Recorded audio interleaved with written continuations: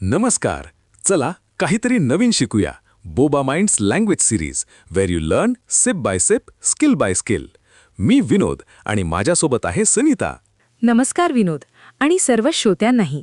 आज आपण कोणत्या रोमांचक प्रवासाला निघणार आहोत?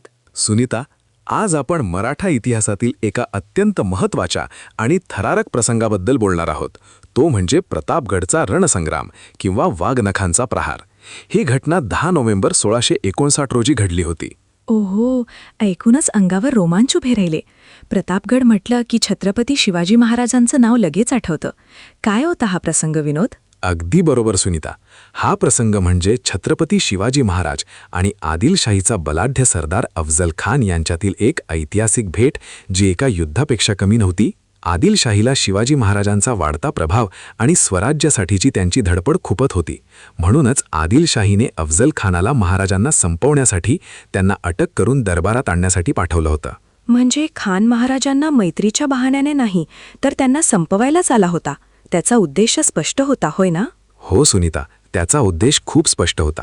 अफजल खान एक बलाढ्य, क्रूर आणि कपटी सेनापती म्हणून ओळखला जात असे. त्याने यापूर्वीही अनेक राजांना धोका देऊन मारले होते. त्याला वाटलं तो शिवाजी महाराजांनाही सहज हरवू शकेल. त्याने आपल्या अफाट सैन्यासह वाई प्रांत अक्षरशः उद्ध्वस्त करत प्रतापगडाच्या दिशेने कूच केलं होतं. अनेक मंदिरांचा विध्वंस केला होता. हे तर खूपच गंभीर होतं. महाराजांना हे आधीच कसं कळलं असेल की खान धोका करणार आहे? त्यांनी कसा विचार केला असेल? महाराजांची दूरदृष्टी आणि त्यांची गुप्तहेर यंत्रणा खूप प्रभावी होती सुनीता. त्यांना खात्री होती की अफजल खान भेटीच्या बहाण्याने दगाफटका करणारच. ही त्यांची पहिली आणि सर्वात मोठी उपलब्धी होती. शत्रूच्या मनात काय आहे हे आधीच अचूक ओळखणं. म्हणूनच महाराजांनी खानाला भेटायला जाण्याआधीच पूर्ण तयारी केली होती. म्हणजे त्यांना दगाफटका होणार हे निश्चित माहीत होतं. हे खूपच धाडसाचं काम होतं, अशा कपटी व्यक्तीला भेटायला जाणं. कोणत्याही सामान्य माणसाला भीती वाटली असती. म्हणूनच तर त्यांना जाणता राजा म्हणतात सुनीता. महाराजांनी भेटीसाठी प्रतापगडाच्या पायथ्याशी एका विशिष्ट ठिकाणी जागा निवडली, जिथे त्यांच्या सैन्याला सहज लपवता येईल आणि खानाच्या मोठ्या सैन्याला दूर ठेवता येईल. आणि भेटीसाठी जाताना त्यांनी आपल्या अंगात चिलखत घातलं होतं, जे कपड्यांखाली लपलेलं होतं. शिवाय आपल्या डाव्या हातात वाघनखं लपवली होती, जी लोखंडाची बनवलेली एक गुप्त हत्यार होती. वाघनख, हे तर मी ऐकलं आहे. म्हणजे त्यांनी फक्त बचावासाठीच नाही, तर प्रतिहल्ल्यासाठीही तयारी केली होती. काय अद्भुत दूरदृष्टी होती विनोद. ही केवळ एक शारीरिक तयारी नव्हती, तर एक मानसिक आणि रणनीतिक तयारी होती. अगदी. भेटीच्या वेळी दोन्ही बाजूंनी काही निवडक लोकच सोबत होते. खान आणि महाराज भेटले. खान हा उंच, धिप्पाड आणि बलवान होता, तर महाराज तुलनेने छोटे होते.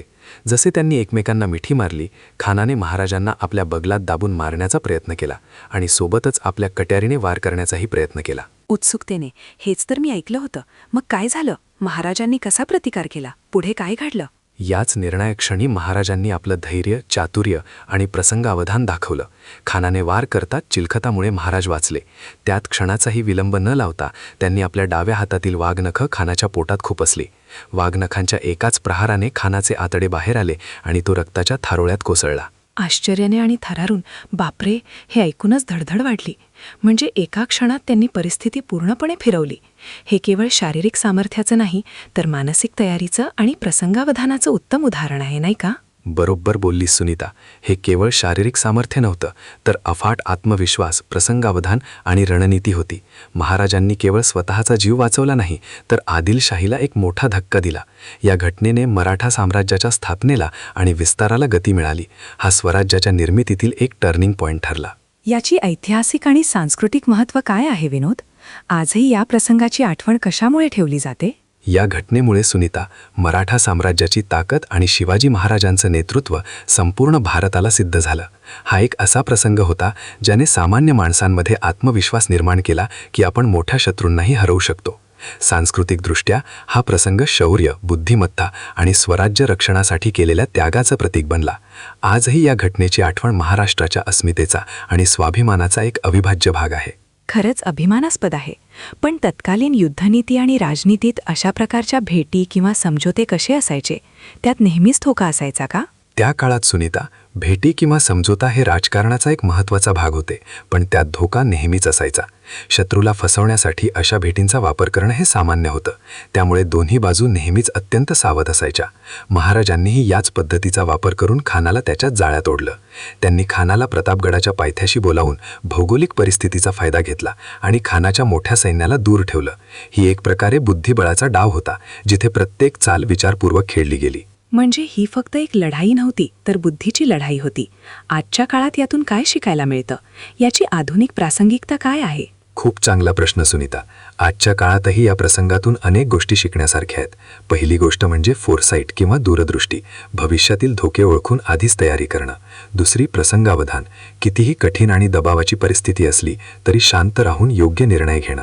तिसरी स्ट्रॅटेजायझिंग किंवा रणनीती आखणं, आपल्या प्रतिस्पर्ध्याची ताकद आणि कमकुवत बाजू ओळखून डावपेच आखणं आणि त्याचाच उपयोग करून घेणं. हे तर कॉर्पोरेट जगात, व्यवसायात आणि अगदी वैयक्तिक आयुष्यातही लागू होतं.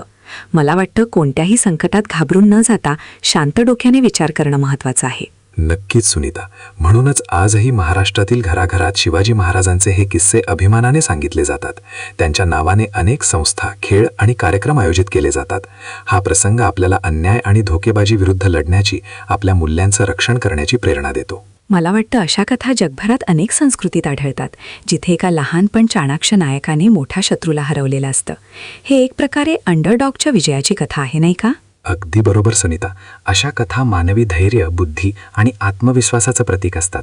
डेव्हिड आणि गोलियातच्या कथेसारखी ही एक कथा आहे, जिथे केवळ शक्ती नाही तर बुद्धी आणि युक्ती वापरून विजय मिळवला जातो. ही गोष्ट आपल्याला आजही प्रेरणा देते की कोणत्याही संकटात घाबरून न जाता योग्य नियोजन आणि धाडसाने सामोरे गेल्यास यश निश्चित मिळतं. विनोद, आज खरंच खूप काही शिकायला मिळालं. मला वाटतं फक्त इतिहास नाही तर जीवनाचे धडेही यातून मिळतात. याबद्दल अधिक जाणून घ्यायला मला नक्की आवडेल. नक्कीच सुनीता, आणि आपल्या श्रोत्यांनाही आवडेल अशी मला आशा आहे. हा प्रसंग केवळ एका लढाईचा नसून एका नव्या युगाच्या सुरुवात करणारा होता, जो आपल्याला कायम प्रेरणा देत राहील. आज आपल्यासोबत सहभागी झाल्याबद्दल खूप खूप धन्यवाद.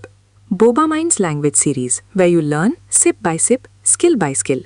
To learn more and sign up for free, visit bobaminds.com.